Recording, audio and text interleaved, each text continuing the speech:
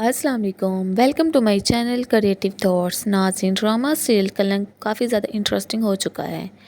आखिरकार वहाद जो है वो सारा और उसकी माँ को अपने घर ले ही आता है। सारा की माँ की तबीयत बिगड़ने के बाद वहाद ज़िद करता है कि अब सारा और मुमानी जान को सिर्फ मेरे ही घर पर रहना चाहिए, क्योंकि अब इन्हें किसी सहारे की ज़रूरत है।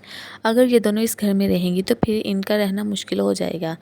खैर, सारा भी ये बात मान जाती है और वो वहाज के साथ उनके घर जाने के लिए तैयार हो जाती है।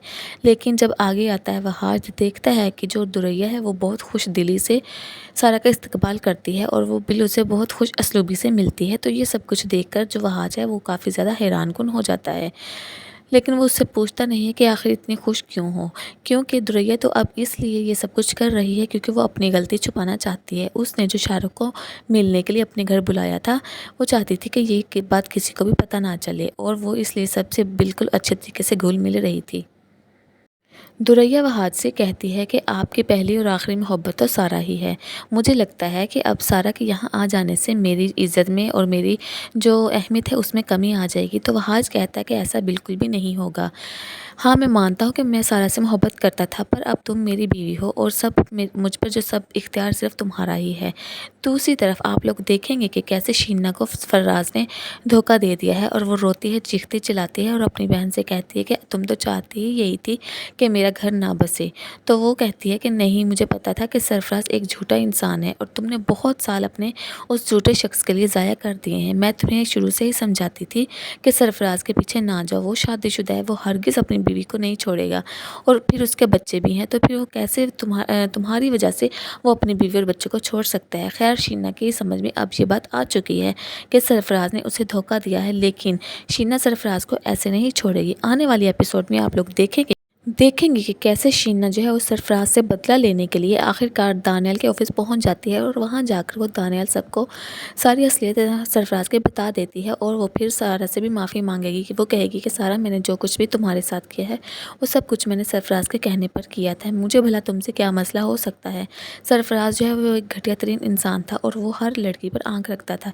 बस इसी वजह से सरफराज ने मुझे बहलाया फुसलाया कि तुम उस पर जो डोरे डालती हो, तो इस वजह से फिर मैंने तुम्हारे साथ ये सब कुछ किया। तो मैं अपने किए की माफ़ी मांगती हूँ। दूसरी तरफ दानियाल सर जो है सारा से कहते हैं कि सारा, मैं आपसे मोहब्बत करता हूँ। तो सारा कहती है कि सर, मैं आपसे मोहब्बत नहीं करती। तो वो कहता है कि नहीं सारा, मुझे आपसे मोहब्बत है और मैं आपसे शादी करना चाहता हूँ। तो सारा कहती है कि अगर वाकई आपको मुझसे मोहब्बत है और आप मुझसे शादी करना चाहते हैं तो आप प्लीज़ अपने घर वालों को मेरी अम्मी से मिलवा दें, और मैं नहीं चाहती कि अब की बार कोई भी मेरी तरफ उंगली उठाए, क्योंकि मैं माज़ी में बहुत कुछ झेल चुकी हूँ और जिसकी वजह से मैं अपना सब कुछ खो चुकी हूँ। अब मुझे हिम्मत नहीं है कि मैं कुछ और अज़ियत सह सकूँ। दूसरी तरफ दुरैया जो है वो दिन ब दिन अपनी घटिया हरकतों से बाज नहीं आ रही, और वो दिन ब दिन ऐसे काम कर रही है कि जिसकी वजह से वो ख़ुद ही अपनी सास और अपने शोहर की नज़रों से गिर रही है। दुरैया अपनी सास से कहती है कि आप ऐसे करें, वहाज की और सारा की शादी करवा दें। वैसे भी तो आपका बेटा जो है वो सारा को पसंद करता था, मैं तो वैसे ही कबाब में हड्डी बन चुकी थी। तो उसकी माँ कहती है कि दुरैया, तुम ये गलत सोच रही हो, ऐसा हरगिज़ भी नहीं है। ना सारा पहले कभी गलत थी और ना ही सारा अब गलत है। सारा के हालात थे ऐसे कि सारा पर हर एक किसी ने उंगली उठाई, लेकिन मैं जानती हूँ कि सारा का इसमें कोई कसूर नहीं है। एक ना एक दिन सबकी आंखों से ये पर्दा उठ जाएगा कि सारा सच बोल रही थी या झूठ बोल रही थी। तो दुरैया कहती है कि आप ऐसे करें कि आपका बेटा तो मेरे साथ खुश नहीं है, तो आप ऐसे करें कि आप दोनों की शादी करवा दें। तो वो कहती है कि तुम्हारा दिमाग तो ख़राब नहीं हो गया, तुम पागल तो नहीं होगी, तुम कैसी बातें कर रही हो। वहाज तुम्हारा शोहर है और मैं कभी भी ये नहीं चाहूँगी कि वहाज तुम्हें छोड़कर दोबारा किसी और से शादी करे।